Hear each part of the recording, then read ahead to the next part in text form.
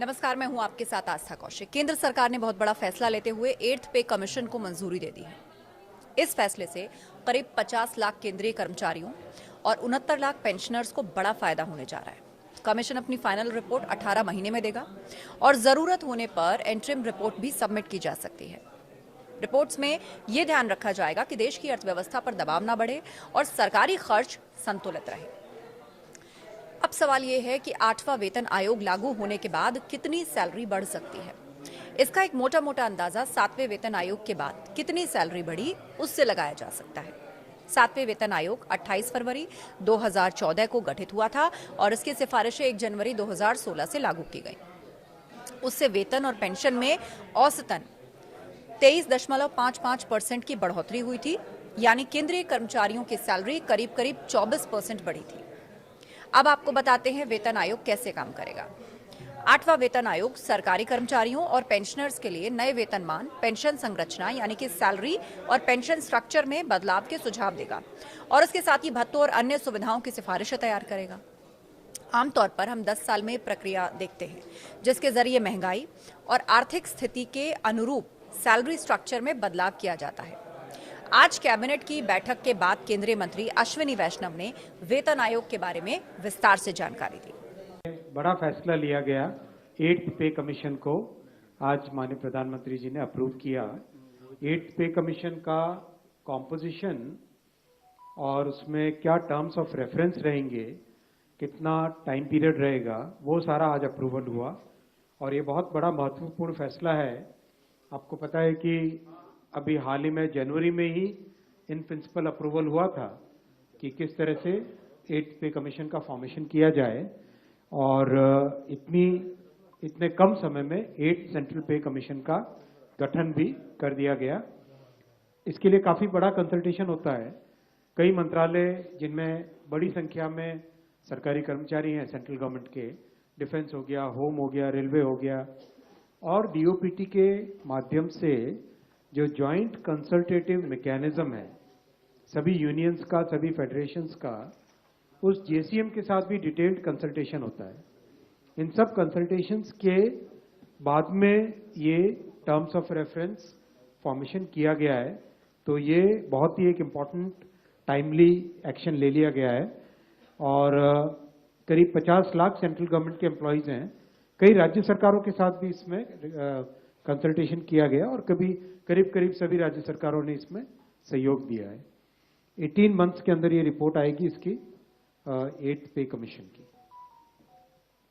Justice Ranjana Prakash Desai को इसका chairperson बनाया गया। आप सब जानते ही हैं जस्टिस देसाई को, हमारे प्रेस काउंसिल ऑफ इंडिया की चेयरपर्सन है और बहुत ही अच्छा उनका एक long history of public service है। So she will be heading the 8th pay commission. Professor Pulak Ghosh from Bangalore, I am, and Mr. Pankaj Jain, who is Secretary Petroleum and Natural Gas, he will be the member secretary. दूसरा बड़ा फैसला लिया गया साथियों आज, nutrient based subsidy for rabi season. आप सब जानते हैं कि माननीय प्रधानमंत्री श्री नरेंद्र मोदी जी किसानों के लिए एक के बाद एक बड़े फैसले लेते हैं और इसमें बहुत किसानों की इनकम प्रोटेक्ट हो, उनको सारे इनपुट्स कम कॉस्ट पे मिले, नए तरीके से खेती कर सकें, डिजिटल टेक्नोलॉजीज का उपयोग कर सकें, हर तरीके से क्रॉप की इंश्योरेंस हो, हर तरीके से खेती के हर एस्पेक्ट पे ध्यान देना माननीय प्रधानमंत्री जी ने शुरू से ध्यान दिया है। आज जो फैसला लिया गया है वो है जो हमारे न्यूट्रिएंट बेस्ड सब्सिडी स्कीम, उसके अंडर पी और के, वैसे पीके का कुछ और भी मतलब होता है, लेकिन यहाँ पी और के, फास्फोरस और पोटैश और सल्फर, इसकी जो 28 ग्रेड्स ऑफ पीएनके फर्टिलाइजर हैं उन सबका सब्सिडी का प्रोग्राम आज अप्रूव हुआ। और जैसा आपने पहले भी पिछले कैबिनेट ब्रीफिंग्स में देखा है, जो बड़े फैक्टर्स हैं, इंटरनेशनल प्राइसेस कितने हैं, किस तरह से कॉस्ट पे इम्पैक्ट आ रहा है, किस तरह से डिलीवर्ड प्राइसेस हमारे होते हैं, ओवरऑल सारे फैक्टर्स को मिला के जो बैलेंस्ड यूज करने के हिसाब से जो डिसाइड होता है वो आज डिसाइड किया गया है। और फास्फोरस, पोटैश और सल्फर के रुपीस पर किलोग्राम, नाइट्रोजन का भी NPKS इनका रुपीस पर किलोग्राम के ये प्राइसेस डिसाइड हुए हैं। P और S न्यूट्रिएंट्स है जो कि इसमें रबी में काफी बड़ी मात्रा में यूज होते हैं, उसके प्राइस करीब 1 to 10% हायर है compare to the previous prices, subsidy actually. Then cabinet approved about 37,952 crore rupees का इसका जाएगा टोटल आउटगो, और 1 अक्टूबर 2025 से ये रेट्स एप्लीकेबल हो जाएंगे। DAP और TSP, ट्रिपल सुपर फॉस्फेट और डाई अमोनियम फॉस्फेट, ये दोनों सबसे बड़े हाईली कंज्यूम्ड फर्टिलाइजर के कंपाउंड्स हैं। इनका करीब 60% इन दोनों का कम होता है कंजम्पशन।